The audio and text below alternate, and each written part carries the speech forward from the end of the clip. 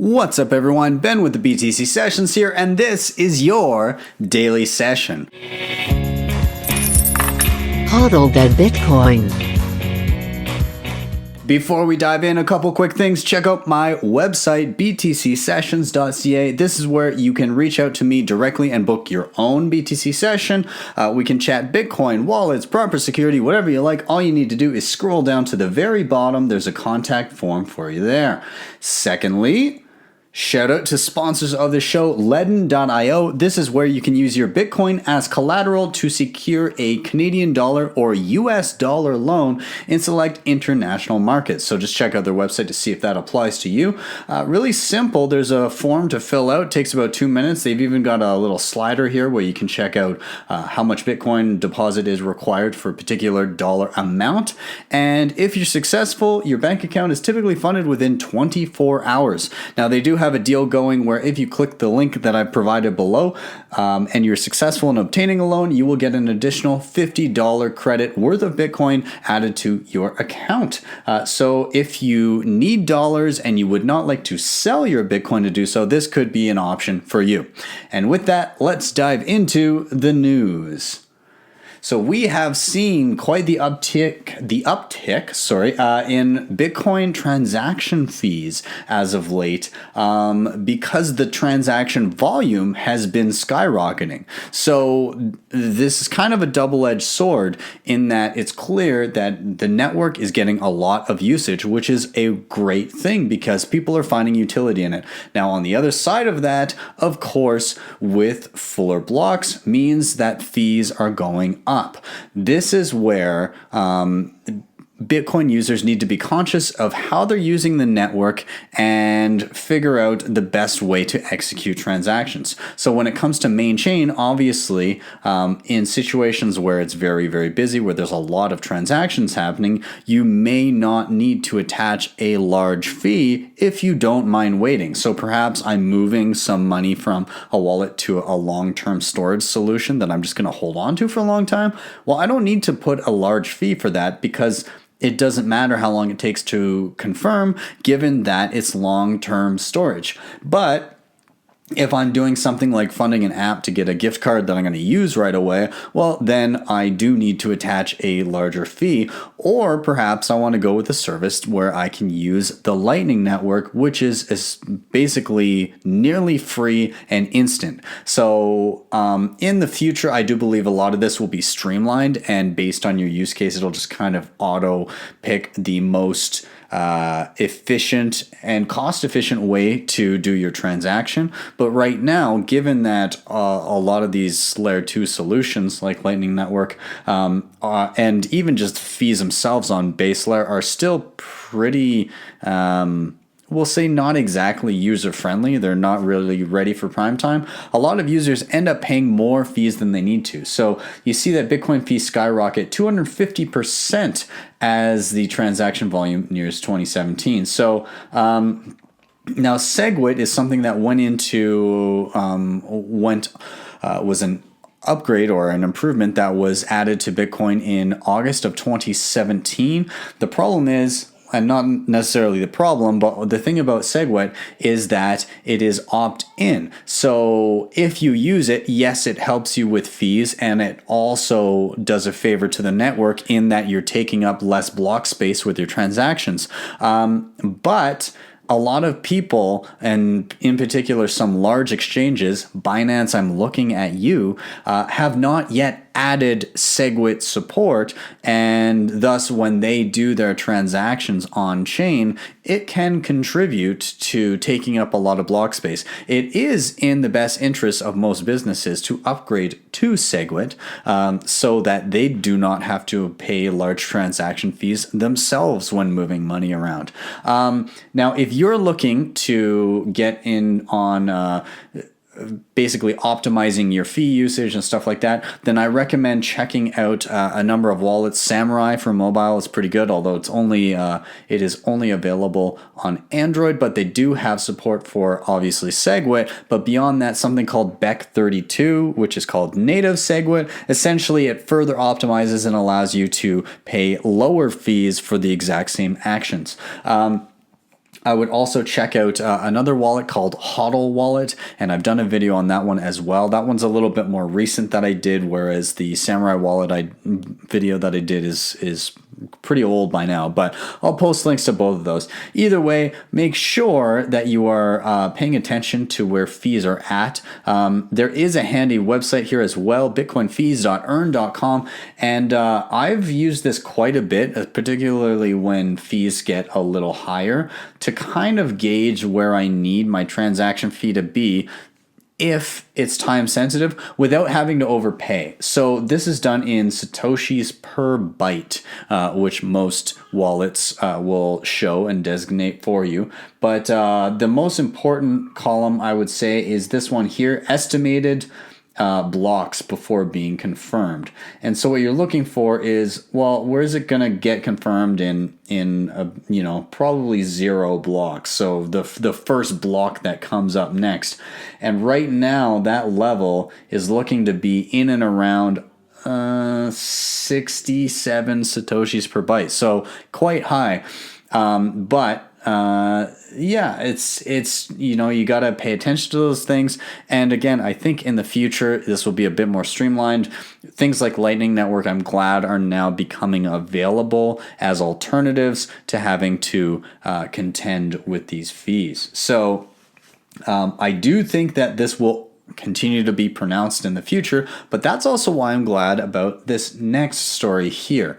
So Peter Willa is the guy who proposed and helped create SegWit, or segregated witness, which has helped reduce fees. So, we were touching on the fact here that fees have gone up. However, they are still lower than they were during the peak in 2017 with the same amount of transactional volume. So that is important to know. So it is working.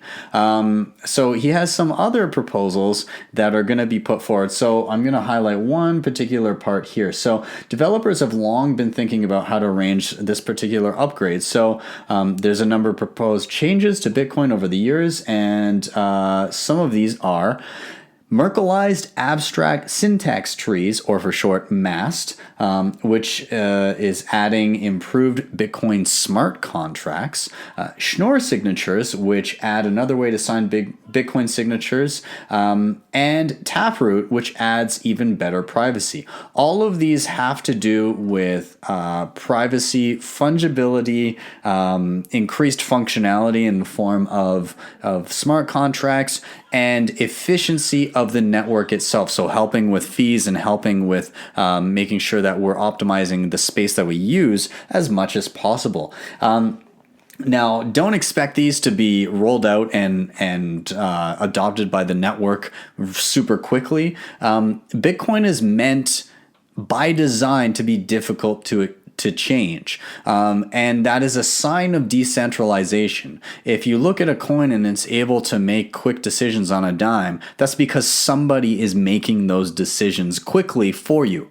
It's not necessarily you're coordinating an entire community of people to decide. No, they're pushing that responsibility on somebody to make those quick decisions. With Bitcoin, it's slower, but that's preserving that decentralization. So these proposals are now out there to review. I'm sure review will take some time. I don't expect to see these even in the next year.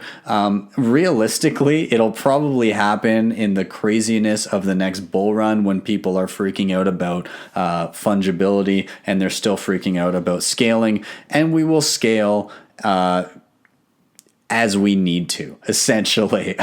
So anyways, that's what I foresee coming, but I guess time will tell. Either way, cool to see new proposals on the horizon. Let's move on. This was just a fun website, a fun story that I saw. Not fun for the people involved, really anybody involved here, but the FTC has sued someone, a smart backpack crowdfunder who spent his proceeds on Bitcoin. So essentially, this guy raised around $800,000, I believe. And it looks like instead of, $800,000, he wanted to do a handful of products, including a smart backpack that contained batteries to charge phones and laptops.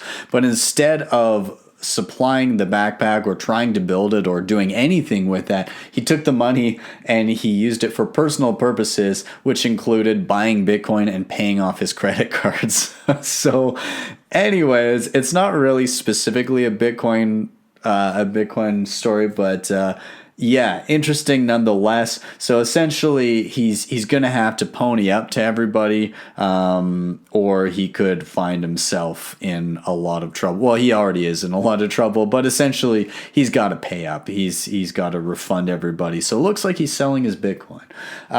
Let's move on to something. A few people have mentioned this to me, and I finally took a look at it. Oh, man. I don't think this will ever stop, but now there's this website called Got Satoshi, and it says that it's going to unveil who Satoshi is or where in the world Satoshi is as of the time of recording this, 6 days, 17 hours, 25 minutes, and ticking down.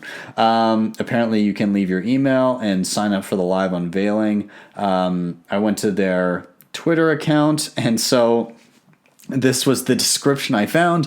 Inventor, developer, futurist, hashtag crypto enthusiast, and hashtag blockchain evangelist, not Craig Wright, may know John McAfee, unmask me if you can.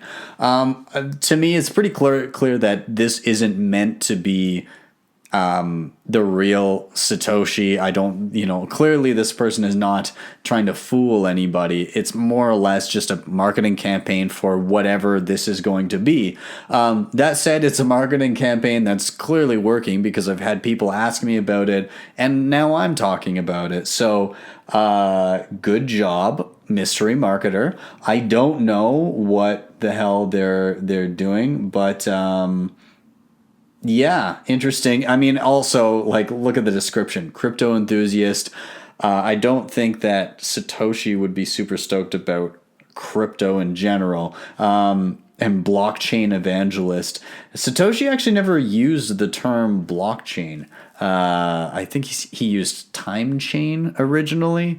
Francis Pouliot dug that little bit of info up recently. Anyways, yeah, I don't know. As I'm not following this account, I don't plan on it. I'm sure I'll find out what this was in a week here. But yeah, I don't know. Good job, marketing team, whoever you are. Let's move on. One last thing. I got an email today, somebody asking me if they would check out their website. So I did. And I thought it was fun. So I figured, what the hell, I'll give him a shout out. So this guy is running this website, reasonstousebitcoin.com, and they've got a little shop, and they've got these shirts, reason to use Bitcoin number 1, number 2, number 3. They've got 101 reasons to use Bitcoin, all of which are available on shirts.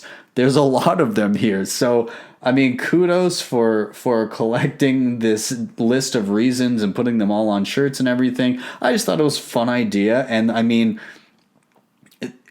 I think it'd be kind of funny to be wearing one of these shirts and then bump into another person wearing another one of the reasons at some point. So yeah, I don't know. I thought it was cool. Figured I'd give this person a shout out. So if you want to dive into his list of reasons why you should use Bitcoin, you can head over to his website. I will link that down below. And who knows, maybe I'll pick up a shirt here too. So anyways, guys, I'm going to finish there. Thank you very much for joining me. If you want to help out the show, there's a few things you can do. Obviously, hit up my website. Hit up the sponsor, Ledn.io, down below if you want to check out Bitcoin Loan. Outside of that, if you're new to the channel, hit subscribe, hit like, smash that bell notification so you get notified next time this goes live, because I'm always in the side chat chatting people up every time this goes up. And beyond that, if you really like what you saw, you can drop me a tip via the Lightning Network at my tipin.me page. If you don't know how, I made a tutorial and I will link that as well. And that's it for me. I will see you guys tomorrow for your daily session.